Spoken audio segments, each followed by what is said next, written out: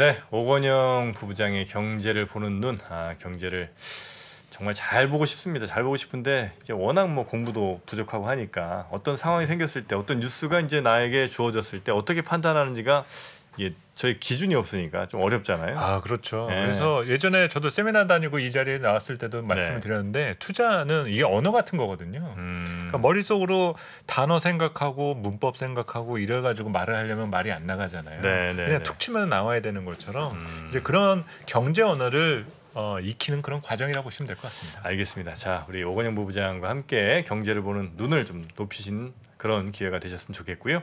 자, 오늘은 조선업에 대한 이해를 한번 높여보는 시간 가져보도록 하겠습니다. 네, 조선하면 또 이제는 대표 명사가 됐습니다. 나는 조선의 국모다. 네, 우리 엄경아 연구위원님 신영증권에서 오셨습니다. 어서 오십시오. 네, 반갑습니다. 네, 아유 반갑습니다.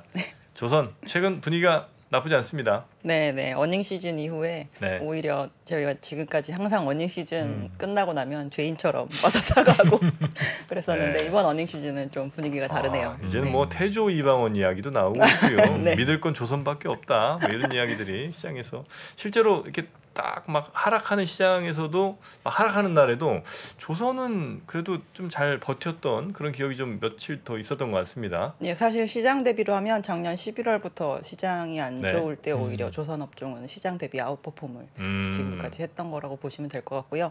올해 안 좋았던 시기는 이제 1월에 시장 조정 받을 때는 좀 같이 조정을 받고 6월까지 괜찮다가 7월에 이제 한 초반부 2주 정도 그때가 좀 많이 안 좋았던 것 같습니다.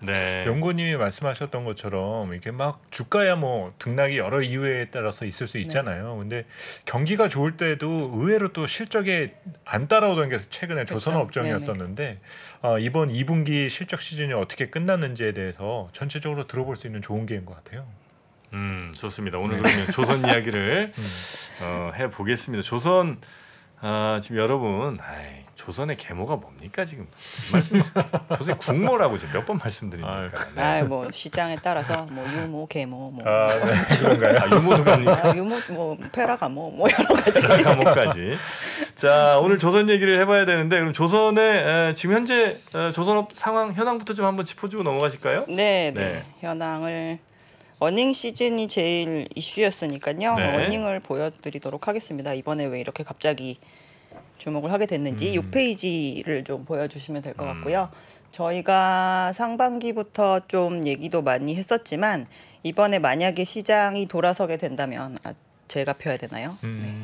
네, 그 컴퓨터에서 여러분들은 저희 이제 화면을 함께 보실 수가 있습니다. 만약에 이번에 시장이 돌아서게 된다면 저걸 뭐 보라고 열어주신 건 아니죠? 글씨가 전혀 안 보이는데. 안 보이나요? 제가 최대한 키워서 온 것인데. 알려주세요. 네. 그러니까 조선업체들한테 저희가 기자재를 먼저 납품을 하게 되잖아요. 실적이 돌게 된다면 아마 기자재 업체에서 먼저 이제 티가 나기 시작할 거다라고 말씀을 드렸는데 저희가 이게 6번째 셀에 해당하는 열이 그 이번 2분기의 실적입니다. 그래서 좀 땡겨서 보시면 영업이익률이 20%대가 나온 태광 같은 업체도 있고 성강매등 같은 경우도 지난 분기에는 6.7%였는데 이번에 13%의 영업이익이 났고요. 태웅이라고 하는 업체는 이제 흑자를 잘 못 내던 상황이었었는데 이번에 3%의 영업이익률이 나온 상황이고 여기 이제 조선 기자재 업체들인 거죠? 예, 기자재 업체들입니다. 그래서 오히려 이 조선 업체들에 대한 어닝은 실질적으로 아직까지 흑자 전환을 하지 못했지만 이번 실적 시즌에서 가장 이전과 다른 모습을 많이 보여준 게 일단은 기자재 업체가 더 먼저 보여준 상황이다. 근데 저희가 두 자릿수까지에 대해서는 별로 오히려 고려도 안 했던 상황이었었는데 이제 한 분기만에 대폭 이익률이 좀 상승을 하면서 이게 어디서 온 영향인지에 대해서 좀 관심이 생겼고 조선 기자재 업체들이 이렇게 실적이 좋아지면 궁극적으로는 조선 업체들도 결국 턴어라운드 하는 게 이제 시간차의 문제일 뿐이지. 시차를 어느 정도로 보면? 아마 하반기 정도부터는 일부 조선 업체들 같은 경우는 영업이익을 특별히 보여주기 시작을 할 것으로 보고 있고요. 이제부터는 이제 선가가 올라간 부분에 해당하는 물량이 건조가 되기 시작을 하기 때문에 단발성으로 뭐 3분기에 잠깐 이익이 나고 끝나는 것이 아니라 내년 그리고 24년까지가 이제 수익성이 상당히 극대화되는 시점이다라고 보시면 될 것 같습니다. 태웅의 영업이익률이 계속 마이너스였던 거는 구체적으로 어떤 이유 때문에? 태웅은 단조라고 하는 그런 대단히 단순한 이제 강제를 만드는 업체인데요. 과거에 이 회사가 코스닥 시총 1등 회사였었습니다.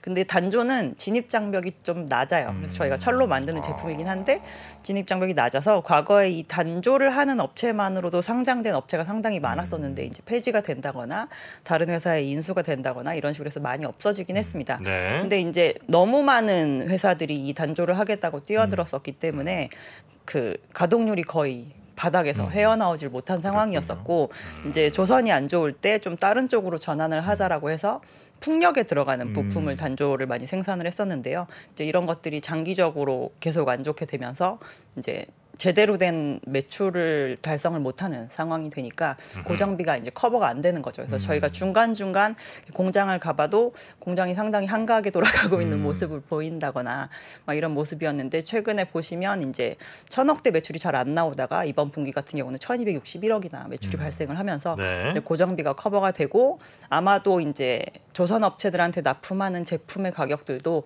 이제는 이전보다는 조금 더 높은 가격으로 납품이 되고 있는 게 아닌가라고 추정을 좀 해볼 수 있습니다. 이게 기자재 업체들 같은 경우에 예전에 보면 조선 기자재도 하지만 보통 풍력들도 많이들 같이 하잖아요. 네.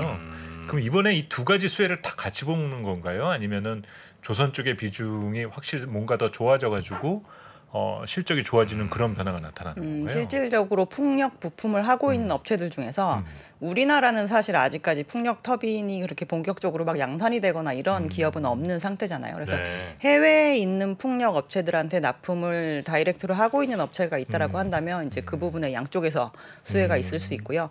이 부품 자체가 꼭 조선 쪽뿐만 아니라 만약에 뭐 유가가 많이 올랐기 때문에 정유나 화학 플랜트 쪽으로도 좀 들어간다라고 하면 이제 그런 부분이 실적으로 좀 많이 드러날 수 있는 상태입니다. 네.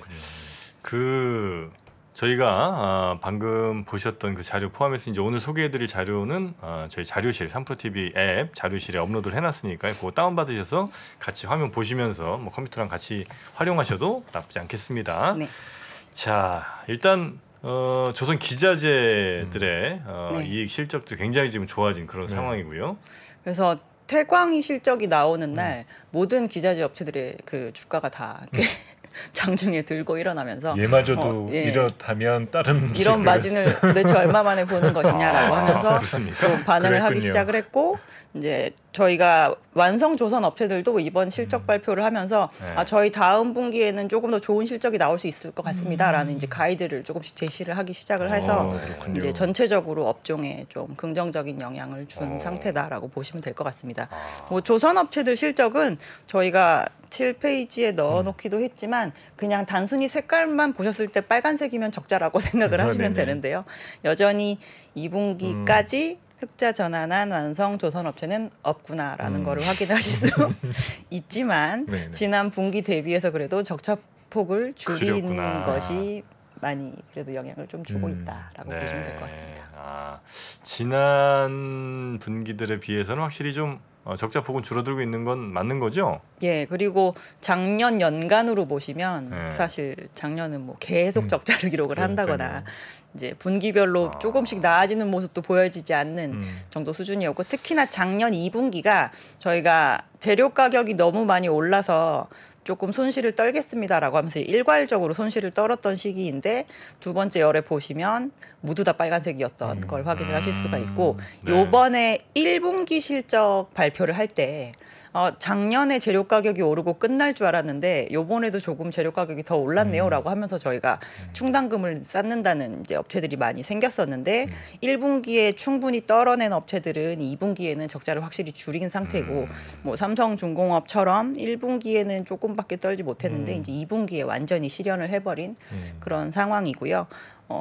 조선 업체들 같은 경우는 이제 21년에 워낙 많은 수주를 받아서 그거를 집중적으로 만드는 시기가 23년이거든요. 그래서 이게 일반적으로 3분기에는 여름이기도 하고 이번에는 이제 추석 같은 경우가 9월에 들어 있으니까 영업일수가 모자라기 때문에 통상적으로 마진이 좋은 시기가 아닌데 작업량 자체가 그냥 늘어나기 시작을 하면서 고정비 커버하는 부분도 뚜렷하게 보이기 시작할 것으로 보고 있습니다. 네. 2분기까지는 확실히 적자폭이 빨리 줄어드는 현대미포가 수익률이 네, 가장 좋았었잖아요. 이제 그러니까 그렇죠. 다른 조선사들도 이제 얼만큼 빨리 그 적자폭이 줄어드느냐에 따라서 그래서 이제 기대감이 커지겠네요. 네. 자연스럽게. 2분기 실적 발표가 나고 나서 미포가 턴어라운드가 가장 빠를까요? 라는 질문도 실질적으로 많이 나왔는데요. 왜냐하면 저희가 미포조선에서 만드는 한 5만 톤 내외의 배와 저희가 이제 대형 조선소에서 만드는 10만 톤 이상, 30만 톤 이하의 이런 대형선들은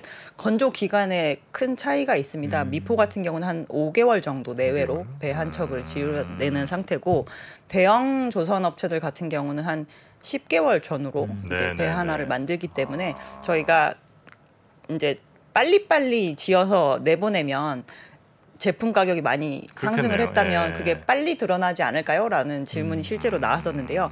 요번 시황에서 실질적으로 그 만드는 제품의 가격이 바닥 대비해서 많이 오른 건 중소형 조선소보다는 대형 조선소가 훨씬 더 많이 올랐습니다. 그래서 아마 이전 대비해서 마진이 개선되는 폭은 저희가 선가가 상승하기 시작한 물량을 받기 시작을 하면 실질적으로 대형 조선 업체들이 훨씬 더 뚜렷하게 보여줄 가능성이 좀 높은 상황입니다. 그래요? 네. 약간 좀 상식이랑은 좀 안 맞으니까 예를 들면 미포조선이 이제 작은 배 빨리빨리 만드니까 거기는 신조선가를 빨리빨리 저 올라간 가격을 적용해 갖고 수익도 빨리빨리 좀 낼 것 같은데 그래서 저희가 네. 가격을 그냥 표로 그 그림으로 보시면 조금 쉬울 것 같으니까 이 밑에 있는 그림이 주요 우리나라 조선업체들이 주로 만드는 선박의 가격들의 9페이지에 있는 추이인데요. 자료군요. 네. 여기에서 이제 제일 밑에 깔려 있는 MR 탱커라고 하는 게 저희가 현대미포조선이 주로 건조를 하는 선박의 가격 추이인데요. 별로 안 올랐군요. 모든 배들의 가격은 다 21년이 일단 되면서 오르기 시작을 했고 대형선이 오르는 게 눈에 확 띄시는 반면 사실 중소형선은 과거에 불황일 때 덜 빠진 거와 같이 호황일 때 또 많이 오르지는 않은 상태다라고 보시면 될 것 같아요. 대형 LNG선 그리고 대형 컨테이너선이 가격 상승이 좀 돋보이는 네네. 네, 그런 상황이었군요. 그래서 뭐 수익 지표만 보면은 현대미포가 확 좋아 보이는데 규모로 따져서 보면은 뭐 개선폭 이거로 네, 보면 그런 저희는 것들이 이제 대형선들이 좀 더 많이 대형선들이 보이지 있는 않을까. 현대중공이나 한국조선행이나 이런 쪽이 나중에는 룸이 더 많다라고 해석을 할 수 있다는 네, 거죠. 네, 이제. 그렇습니다. 그렇군요. 자, 그래서 어닝 시즌이 지금 오히려 더 기다려지는 그런 상황이 되는 예, 거죠. 그런 상태입니다. 그래서 요번에 이제 실적이 나올 때 저희가 언제 수주를 했고 그거를 언제 인도할지를 이제 8페이지를 보고 잠깐 넘어간다라고 하면 저희가 이번에 2분기에 인도한 배들이 요 배들입니다. 이거는 한국에 있는 모든 조선 업체들이 수주했던 시기를 저희가 보여드리고 있는데 집중적으로 언제 수주를 했는지를 보면 20년 3분기, 20년 4분기 요때 만든 것들이 많이 인도가 된 거를 보실 수가 있는데요.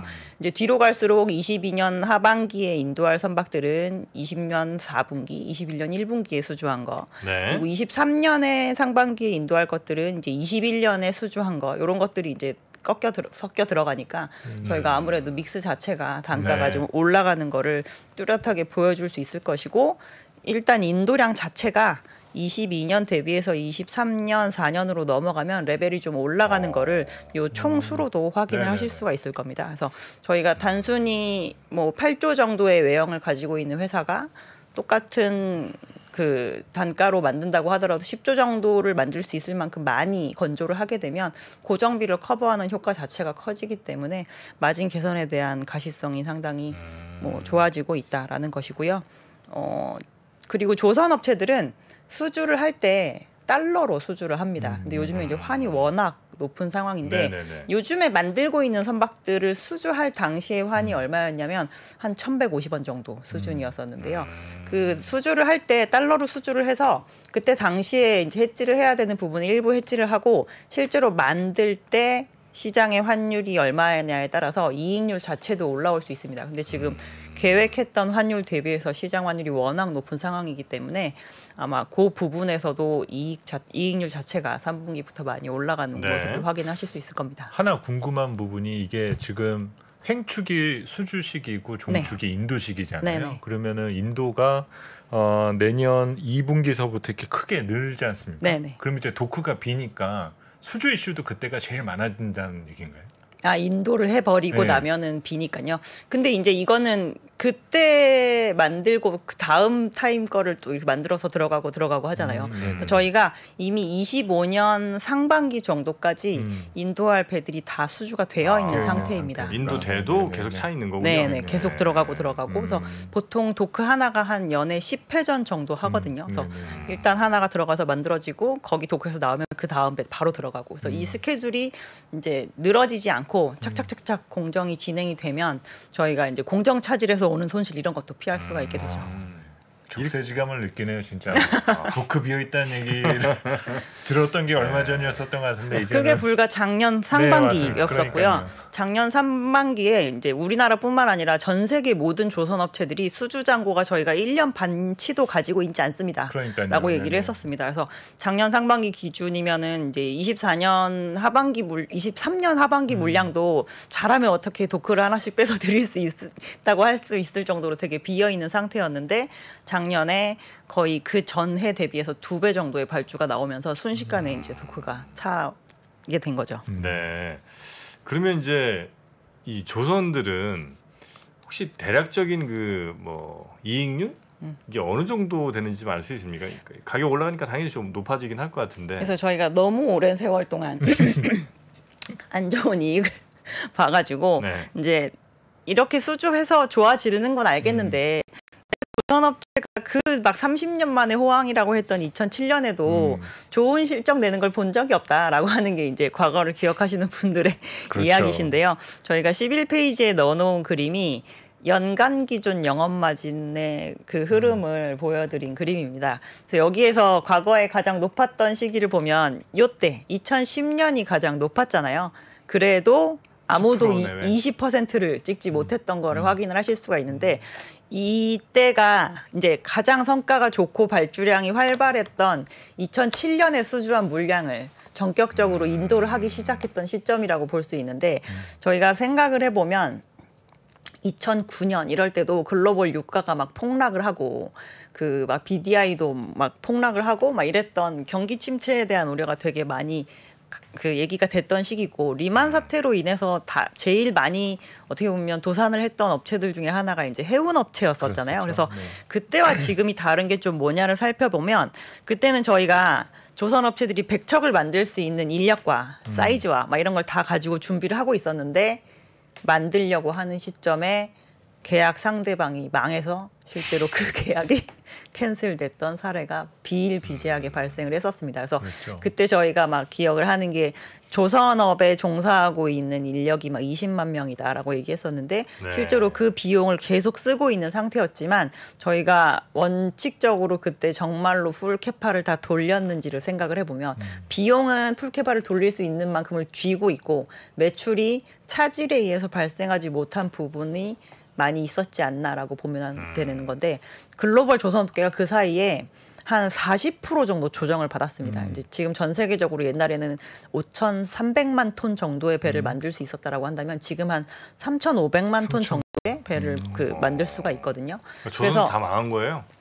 업체도 많이 없어지고 실제로 업체들이 이제 가지고 있던 도크의 가동 자체를 중단한다거나 이제 이런 상황인데 인력은 한 50% 정도 줄어들어 있는 상황입니다. 그래서 저희가 요즘에 이제 인력 모자라다는 얘기도 상당히 많이 나오긴 하는데 어쨌든 비용 자체를 상당히 많이 줄여놓은 상태에서 옛날에는 너도 나도 조선을 하겠다고 그래서 자리가 조금이라도 비면 제가 좀 더 싸게 해드릴 테니까 저희한테 오시죠라고 해가지고 이제 경쟁적인 저가 경쟁을 많이 했었는데 그런 부분이 많이 사라진 상태이기 때문에 저희가 수익성 측면에서는 오히려 과거를 넘어서지 않을까라는 기대를 좀 해볼 수 있을 만한 상황입니다. 사실 이런 때 또 궁금해지는 것은 다른 글로벌 조선사들도 특히 이제 중국이 어떤 상황인지도 궁금해지거든요.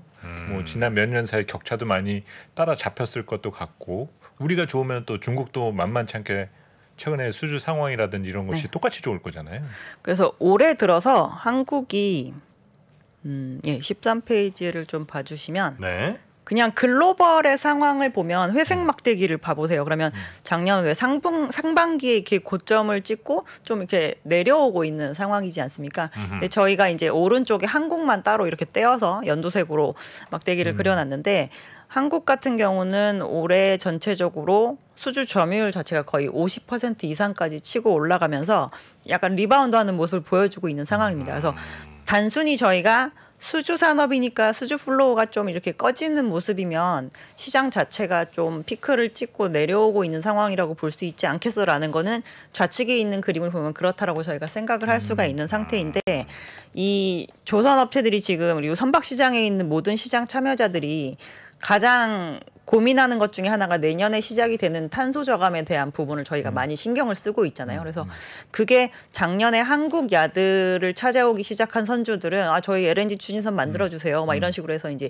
이중연료 추진을 선택을 하기 시작을 했는데 한국은 그게 이미 작년부터 과반 이상이었었던 반면에 중국은 그런 부분이 조금 약했었다가 올해는 그 비율이 올라오고 있긴 하지만 이제 지금 당장 저희가 탄소 저감을 할 수 있는 스펙의 네. 선박이 많이 필요한 상태이기 때문에 선택지가 그냥 한국으로 먼저 무조건적으로 오는 상태입니다. 그래서 중국도 전체적으로 조선업체들 캐파 자체가 얼마나 줄었냐라고 하면 거의 50% 정도 줄어들어 있는 상황이고요.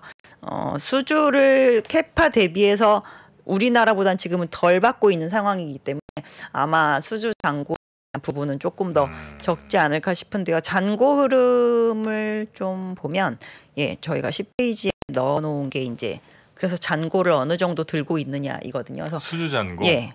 한국은 올해 7월까지도 지금 계속 잔고가 늘고 있는 상황이고요. 만들어내는 것보다 수주를 받고 있는 게 더 많다라는 것이고 중국은 올해 상반기 정도에 이제 좀 피크를 하고 약간은 조정을 받아서 조금 내려오고 있는 상황입니다.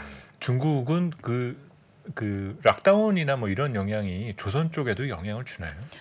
뭐 작업 자체를 조금 못하는 부분도 있었기 때문에 이제 그런 부분도 어느 정도 영향이 있었던 걸로 저희가 알고 있고요. 야, 근데 뭔 놈의 이 업종이 제가 아까 그 수익률 보니까 잘 돼도 10% 좀 넘고 안 될 때 뭐 20%씩 깎이는데 마이너스 20%죠. 네네. 무슨 업종이 이렇게 돈을 우리나라가 전 세계에서 제일 잘하는 나라 중에 하나잖아요. 아니 제일 잘하는 나라잖아요.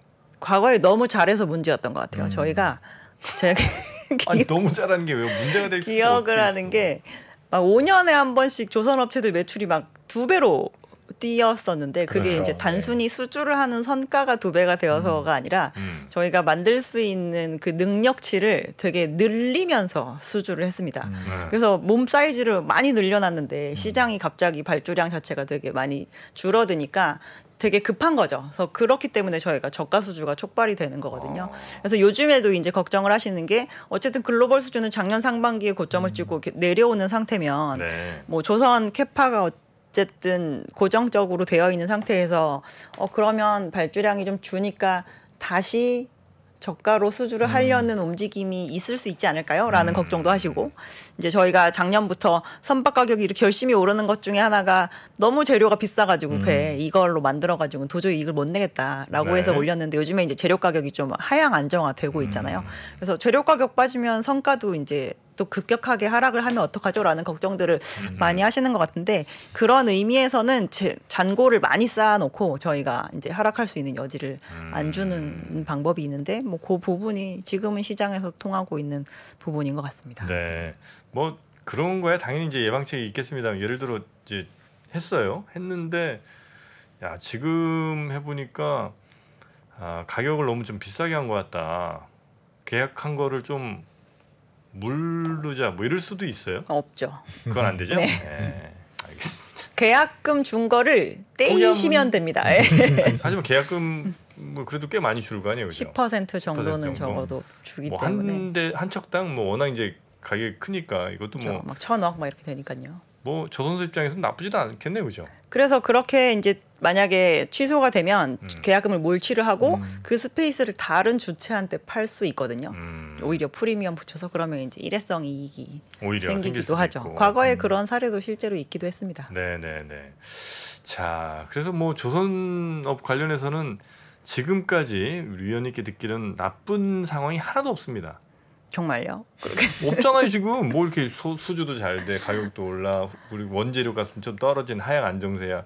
이만큼 좋은 상황이 있을 수가 있습니까? 뭐 진짜 이렇게 좋은 거 맞죠?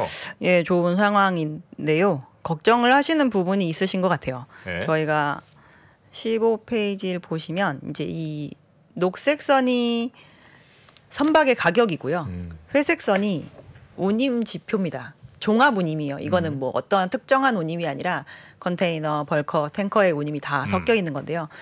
이 부분이 그래도 길게 보시면 등락은 많이 다르긴 하지만 결국에는 동행을 하는구나라고 보실 수가 있는데 요즘에 BDI 빠지죠.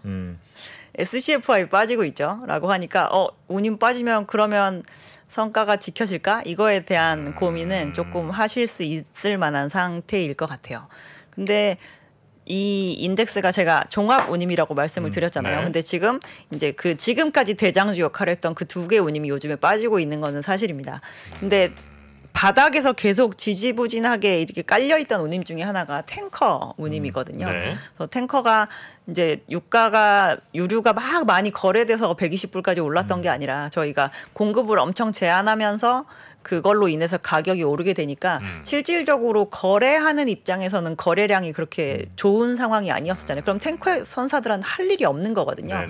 근데 요즘에 가격이 조금 하향 안정화되고 이제 전체적으로는 일부 전쟁이 나면서 오히려 제품선들의 운임은 한 8년 정도 만에 이제 다시 고가를 갱신하면서 좀 올라가고 있는 상황입니다. 그래서 네네네. 지금까지 저희가 전기선이라고 얘기를 하는 라이너라고 하는 이제 컨테이너나 그 가스선의 운임이 좋았던 걸로 이 종합 운임을 치고 이제 올린 상태였는데 오히려 볼륨으로 치고 가중평균으로 치면 이 탱커 운임이 차지하는 비중이 되게 크거든요. 근데 그게 올라오기 시작을 하고 있는 상황이라 저희가 막 영혼까지 끌어서 지금 이 운임이 이거 이상 더 못 올라갈 것 같아요라고 얘기를 할 수 있는 상황은 아니라서 네. 조금 더 지켜볼 수 있는 게 그래도 룸이 남아 있는 상태다라고 근데 아까도 보시면 될 그 것 같아요. 그림에서 보면 금융위기 때는 사실 뭐 금융위기였으니까 네. 그때 물동량도 엄청나게 많았잖아요. 네, 그랬다가 경제위기가 오니까 사실 운임의 가격 하락폭이 워낙 컸었는데 거기에 또 연동돼서 신조선가도 이제 내렸었던 거고. 네. 근데 무역전쟁 때는 생각보다 당시에 조선가 하락이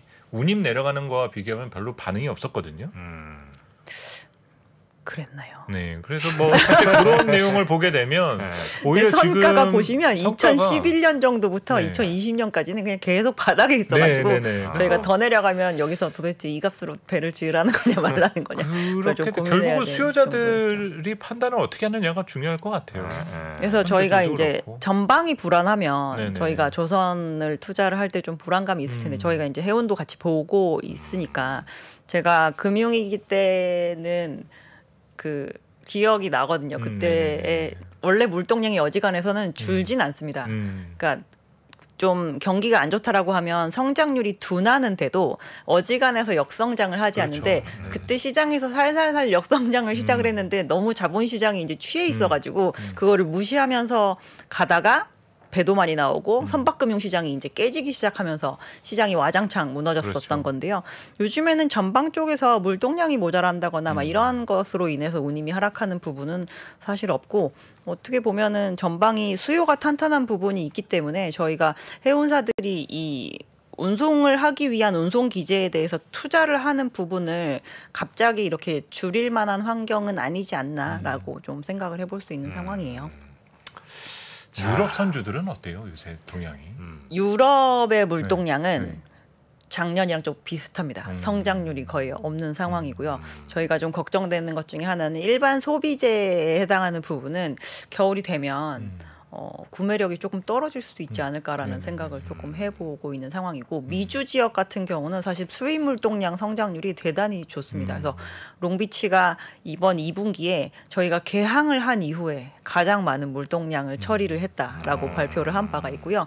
중국 같은 경우도 저희가 봉쇄를 했었잖아요. 2분기 네, 때. 그렇죠. 나중에 완화하고 막 이랬지만 중국 전체의 항만에서 처리하는 물동량은 5월, 6월 이렇게 되면서 계속 사상 최고가를 갱신을 그래요? 하면서 올라왔습니다. 그래서 보내는 쪽이 물동량이 많을 보낸다는 건 분명히 받는 쪽도 점점 많이 받고 있는다라는 건데 그걸 지역으로 나눠보면 미주는 수입량이 되게 늘고. 견조한 편이고요. 유럽은 지금 역성장까지는 하지 않지만 작년의 물동량과 거의 붙어 있는 상황입니다. 근데 이제 이 부분이 만약에 겨울이 되어서 뭔가 소비를 하는 데 있어서 구매력을 더 떨어뜨릴 정도로 에너지 가격이 문제가 많아진다라고 하면은 그 부분에서는 역성장을 네네네. 볼 수도 있을 만한 상황인 것 같습니다. 근데 유럽은 어쨌든 그 LNG를 네. 이제 막 받아들여야 되는 상황이 된 거잖아요. 네네. 파이프는 이제 못 오니까. 네. 그러면 확실히 거기에 대한 수요는 뭐 앞다퉈 있을 수밖에 없는 거 아닙니까? 에너지 수송 쪽에 대한 수요는 그래서 있는 것으로 보고 있고요. 이제 아까 앞서서 박 부장님 말씀하셨는데 이제 가스를 살려고 보니 결국에는 안 되니까 또 기름까지 이제 두 개가 같이 가고 있다고 말씀을 하셨잖아요. 그래서 요즘에 운임 시장에서도 가장 좋은 게 그리고 트레이딩 양이 많아지고 있는 걸 보이는 게 다 에너지 관련입니다. 오일과 가스. 그래서 그쪽의 운임은 원래 여름이면 한창 쉬고 있어야 되거든요. 특히나 가스 같은 경우는. 근데 요즘 전혀 쉬지 않고 겨울에 들어가려고 하는 정도 수준, 가을, 늦가을 정도의 운임을 보여주고 있는 상황입니다. 미리미리 쟁여놓으려는 수요도 굉장히 많죠, 유럽. 그래서 실제로 유럽 같은 경우는 이제 완전 성수기에 가서 구하려고 하면 원래 기존 수요자들이 구하는 거에서 밀리니까 한 10월까지 재고를 많이 땡겨가지고 네. 채워놔야 겨울을 잘 보낼 수 있다. 막 이런 얘기도 상반기에 나왔었고요. 좋습니다. 자, 그러면 이제 조선에 대한 우호적인 여러 조건들은 뭐 저희가 충분히 익히 들을 수 있었던 것 같고, 그럼 이제 조선 중에서도 이제 어느 쪽을 가야 되냐 조금 더 세밀하게 한번 가보도록 네. 하겠습니다. 일단 뭐 대형사들부터 한번 가볼까요? 기자재부터 가시죠. 기자재부터 갈까요? 네, 알겠습니다. 저희는 대형사와 기자재 중에 뭐가 더 상승여력이 있냐라고 보냐면 이번에는 꼭 기자재 가져가시라고 이제 아, 그래요? 이전부터 말씀을 드렸고요. 그 사이에 사진 않으셨죠? 아직 못 샀어. 알았어, 얘기해줘요 사진. 아니 대형부터 잘 처리하고 저희가 다음 스텝으로 넘어. 대형 예우로 팔고 사야 돼요, 그게? 아니요. 그건 아니에요? 대형 아직 본 적 못 찾았단 아니면 말이에요. 우리 다 같이 어떤지 한번 보게 한 5주만 팔아보시는 거 어때요? 안 돼, 안 돼. 그래서 그러면 기자재부터 네, 한번 기자재. 가볼까요? 저희는 기자재 중에서 조선 관련 필수 기자재가 더 낫다라고 보고 있습니다. 이제 오늘 가스 얘기 나오면서 한국카본이랑 동성화인테카 같은 그런 LNG 관련 기자재 업체들 주가 움직임이 좋긴 했는데요. 네. LNG는 어쨌든 우리나라 조선 업체들이 만들 수 있는 그 캐파는 크게 늘진 않습니다. 지금 수주를 많이 받아서 더 장기간 만들 수 있는 물량을 확보하고 있는 거지. 뭐 작년까지 20척 만들 수 있었는데 내년에는 30척 인도해야지 막 이런 정도 수준으로 받고 있는 건 아니거든요. 그렇다고 하는 건 이 LNG 스캐리어에 들어가는 본행지 업체들도 옛날에는 들쑥날쑥 만들었지만 꾸준하게 많이 만들 수는 있는데 그냥 그 캐파에 맞춰서 그 정도만 만드는 것이기 때문에 저희가 이제 탑라인이라고 얘기를 하죠. 매출액이 아주 많이 늘어날 여지는 조금 제한적인 상황입니다. 그래서 저희가 턴어라운드와 이제 업황이 안 좋았다가 좋아지는 거에 대해서 초점을 맞춘다라고 하면 한국 조선업체가 불황기 때 배를 적게 만들고 싼 배를 만들다가 예전보다 더 많은 배를 다시 만들게 되었고 비싼 배를 만들게 될 때 수요를 볼 수 있는 기자재를 가져가는 게 낫다. 그러기 위해선 배만 만들면 무조건 들어가는 기자재에 대해서 보자라는 것이고요. 네. 그래서 저희는 거기에서 가장 대표적인 기자재가 이제 엔진이라고 보고 있어서 엔진? 네. HSD 엔진. 네네. HSD 엔진. 근데 엔진은 네. 여기가 이제 완전 대표인가요, 우리나라? 현대중공업 그룹 거는 현대중공업이 내부적으로 만들고요. 자체적으로 만들고. 네, 삼성과 대우에 들어가는 거 그리고 중국 업체한테 수주하는 부분을 이제 옛날 두산 엔진이죠. 그렇죠. HSD 엔진이 소화를 하고 있습니다. 그래서 과거에는 STX 중공업까지 해서 선박 관련 추진 엔진을 만드는 업체가 3개의 플레이어였었는데 네. 그 업체가 이제 2개로 줄어드는 상태라고 보시면 될 것 같고요. 올해 대비 내년에 국내 주요 조선 업체들이 배를 다 2자릿수의 그로스가 나오게 좀 더 만들게 됩니다. 그래서 납품하는 양 자체가 하반기부터 늘어나는 게 확실히 네. 보일 것으로 보고 있는데 이제 최근 주가 움직임을 보면은 이제 저희가 지난번에 나와서 말씀드렸던 것 같은데 유무상증자 발표를 했었거든요. 그래서 네. 유상증자 신주가 8월 25일 날 상장을 하고 무상신주가 9월 1일 날 상장을 하게 됩니다. 유상증자 신주의 단가가 6,000원대였어 가지고 지금 이제 차액 실현을 하고 싶은 욕구들이 되게 충만하실 것으로 보고 있고요. 오히려 그 기회를 타서 요번에 기자재 업체 중에 유일하게 영업 실적이 안 좋은 업체가 HSD 엔진이에요. 이제 그래요? 재료 가격이 올라간 거에 대한 충당금을 이번에 이제 한 번에 다 실현을 해버렸었거든요. 그래서 이제 실적이 안 좋았다는 핑계와 그리고 이제 뭐 이번에 신주로 들어오는 걸로 인한 수급적인 문제 이런 것 때문에 좀 조정을 받으면 늘리기에 좀 괜찮은 시기가 아닌가라고 보고 이번 있습니다. 분기에 특히 다 반영시킨 이유는 어떤 건가요? 조선 업체들이 네. 작년에 왜 2분기, 올해 1분기 이렇게 실현을 할 수 있었지만 기자재 업체들은 사실 재무 구조가 그렇게 좋지가 않습니다. 그래서 이거를 충당금을 대단히 여러 분기에 걸쳐서 떨고 있었는데 이번에 또 재료 가격이 오르는 거를 이제 증자 좀 실시하고 재무적으로 좀 캐시를 어느 정도 쌓아놓고 이제 마지막으로 다 털어낸 상황입니다. HSD 엔진 요 최고 경영자가 아마 홍성대 씨 네. 아니죠? 네. 네. HSD 엔진 인화전공이라고 하는 그 엔진 기자재 업체가 인수를 했고요. 그렇습니까? 예. 그 인수를 하는 과정에서 원래 들어왔던 재무적 투자자들은 네. 해피하게 잘 나갔습니다. 그래서 이제는 이제 인화전공의 자회사로 인화전공 자회사로 있는 HSD 상황입니다. 엔진을 일단은 뭐 좋게 보고 계신 네, 저희는 기자재. 좋게 보고요. 다른 기자재들은 좀 오르긴 오른 모양이네요. 뭐 우리 기자재 채팅창 업체들이 보니까. 막 52주 신고가 기록한 업체들도 많고요. 그러니까 그래요? 본행제 업체들 같은 경우는 과거부터 워낙 탄탄하게 이익을 또 내고 있어가지고 뭐 가스 이슈가 올해 사실 제일 큰 화두였지 않습니까? 그래서 뭐 실적이 나와도 그러니까 이번에 실적이 특별히 더 튀지도 않았음에도 불구하고 실적이 나오고 조선업체들이 뭐 카타르 수주를 받았어요. 뭐 이런 얘기가 나온다거나 이럴 때마다 계속 꾸준하게 반응을 하고 있고 그 여러 해 동안 조선이 안 좋을 때 이게 과거에 워낙 작았던 사이즈의 LNG 시장 자체가 이제 확장이 됐기 때문에 옛날에는 이렇게 등락폭을 저희가 견디기 어려울 정도였었는데 상향 안정화된 매출을 발생을 하게 됐죠. 네. 그래서 이제 재무가 안 망가지는 상태가 지속이 되다 보니까 사실 좀 안정적인 재무 구조를 갖고 있는 기자재 업체를 찾기 거의 힘든데 이제 그 중에 하나이기 때문에 이번에 실적 시즌 되면서 오히려 좀 부각이 네네. 된 부분도 있습니다. 제가 지금 10년 차트를 보고 있습니다. 아, 정프로 뭐예요? 많이 달라졌어요. 뭐예요? HSD 엔진. 네. 10년 내 지금 거의 최고가 수준이거든요. 지금 근데 저희는 산업재는 진짜 시클리컬이니까 비쌀 때 사서 쌀 때 그렇죠. 파는 그 아이디어를 주식은 적용하기에 딱 좋은 시점이 비쌀 아닌가. 때 사서 싸게 팔으라고요? 네, 고퍼일 쌀 때 파는. 사서 고퍼일 때 사서. 저퍼가 되면 바꾸는 거거든요. 네네네. 그러니까 지금 적자인 상황에서 숫자도 잘 만지질 못하니까. 뭐 근데 여기서 이제 실적 뭐 이익이 쌓여가기 시작하면은 저퍼로 바뀌겠죠. 근데 아직 그러려면 시간이 남았기 때문에 지금 사실 하는 거는 예, 맞죠. 제가 굉장히 좋아하는 가격대인 거 가격이에요. 알고 있습니다. 네. 아 가격으로 보시는군요. 이제 6,000원에서 15,000원 사이를 되게 선호하시고요. 네. 나에 대해서 너무 많이 알고 있어. 시총도 딱 좋아요. 4천억 정도니까. 그런 거 좋아요. 그런 거 좋잖아요. 네, 예. 좋습니다. 예. 매력적인데. 유상증자하면 그거보다 시총 커집니다. 그래? 그렇죠. 또 그 전에 빨리 들어가야 되는데. HSD 엔진. 그럼 그 전에 우리 한조에 한 5주만 팔아보시고 들어. 왜 자꾸 한조회를 나가갖고 올리려고 그래요? 내가 판다고 그렇게 올라갈 투자자들에게 희망을. 그렇습니까? 한국조선해양은 어떻게 됩니까? 전 조선은 무조건 싼 거를 사는 게 궁극적으로 가장 많이 오른다고 생각을 하고 있고요. 네. 그러니까 한국조선해양은 지금 이제 중간지주 회사인 것도 맞지만 여전히 그 회사는 지금 현대사모중공업을 들고 있는 네. 회사입니다. 근데 올해 아마 하반기에 실적 턴어라운드를 가장 많이 보여주는 업체가 현대사모중공업이 될 것으로 저희는 그래요? 보고 있고요. 네. 오늘 희망을 좀 적게 드려야 되나? 그래서 그러니까 저는 이거 방송 들어오기 전에 자료를 미리 봤었거든요. 네. 근데 여기에 현대미포가 없길래 그래서 왜 여기 없을까 그게 조금 궁금했는데 저희는 아까 설명하신 네, 부분이 계산폭. 어느 정도 이해가 되는 부분인 것 같아요. 아까 말씀해 주셨던 먹을 게 더 많은 큰 게 이쪽이 훨씬 더 크니까. 네네네. 자, 그래서 지금 우리 엄 위원님께서는 기자재 중에는 HSD 엔진. 네. 네. 그리고 조선 업체들 중에서는 가장 싼 한국조선해양, 그래요? 차선 호주로 현대중공업을 추천해드리고 있습니다.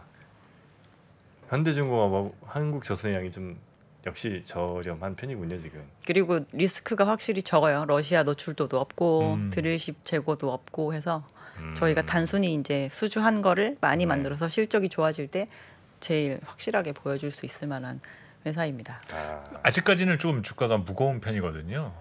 현대만 너무 가볍게 움직였죠. 네, 그렇죠. 현대중공업. 그러다 보니까 좀 미포도 그러면 잘 움직이긴 했고. 뭔가 이제 미포조선도 뭔가 가벼워진 계기가 있었는데 사실 한국조선해양이나 현대중공업이나 이런 것들도 사실 원래 무거운 주식이다 보니까 그 계기가 될 만한 거를 어떤 식으로 좀 봐야 될까요? 그래도 작년에 조선업체들에 대해서 밸류에이션을 한 단계 높인 건 일단 수주였던 것 같아요.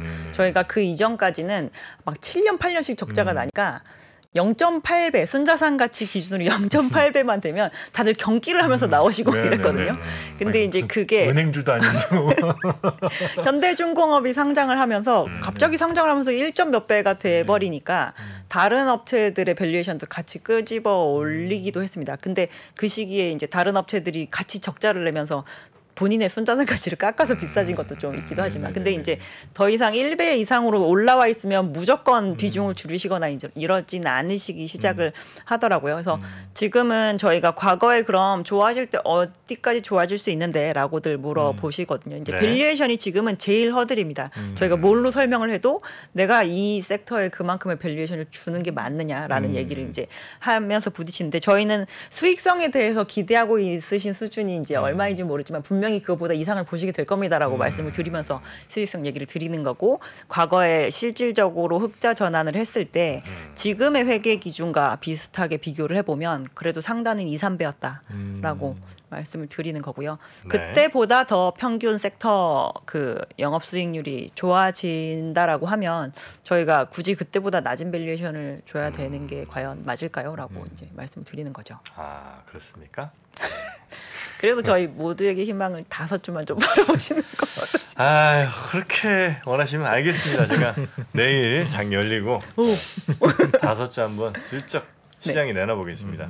시장이 좀 영향을 많이 안 받았으면 좋겠는데 내일 한번 저는 개인적으로 조선 공부 참 해보고 싶었는데 조선 오늘 너무 좋은 내용 많이 들은 것 같고 앞으로도 더 좀 고민을 해봐야 될 내용이었던 것 같아요. 기관들은 조선을 살 땐 무슨 이유로 사요? 사실은 산업재 섹터가 작지 않은 섹터입니다. 전체 포트로 봤었을 때. 근데 사실 그 해당되는 섹터가 최근 몇 년 동안 같이 무너졌었거든요. 뭐 운송하고 조선하고 또 건설까지 엮여가지고 다 무너지다 보니까 좀 빠스라졌었죠 지금 사실. 그러다가 이제 최근에 이제 숫자를 보면서 이제 올라오려다 보니까 아직도 이제 건설이나 이쪽은 조금 센티가 많이 무너져 있는데 조선은 이렇게 숫자가 바뀌면 옛날 생각 조금씩 나시는 분들이 있을 거예요. 그러실 것 같아요. 오래간만에 연락 오시는 분들 많으시더라고요. 그렇죠. 그러면 사실 지금까지 그로스 쪽에다만 너무 웨이트 높여놔셨던 분들은 좀 밸류 쪽으로 쌓으려면 금융을 쌓아야 돼, 산업재 쌓아야 돼 이런 거 따지면 사실 이제 조금씩 편해지는 거죠. 아, 그래요? 네, 그러니까 이거는 지금 연말만 해서 보실 게 아니라 내년 장 준비하시려면은 스타디 하셔야 된다는 얘기예요. 근데 예를 들면 내년 혹은 뭐 내후년까지 제가 기다린다고 치고요. 조선이 막 2배, 3배 가기도 해요? 아니면 그렇게 기대하는 주식은 아닙니까? 원래는 뭐 20배도 갔었는데요. 그럼요. 아 그래요? 그럼요. 시클리컬은 한 방이 있죠. 한 방이 있습니다. 내일 5주만 팔아주시면 시장에 큰 임팩트를 가지고. 내일 아무도 모르는 거예요. 테슬라 투자하신 분들만 그렇게 보는 게 아니라 현중물 가지고도 그렇게 버신 분들이 그렇죠. 있었습니다 예전에. 아, 그래요? 막 옛날 얘기하시면서 그게 1,000원이었는데 막 이런 얘기 하시거든요. 좋습니다. 그러면 한국조선해양을 비롯한 조선주의 파이팅을 위해서 제가 내일 10주 크게 팔겠습니다.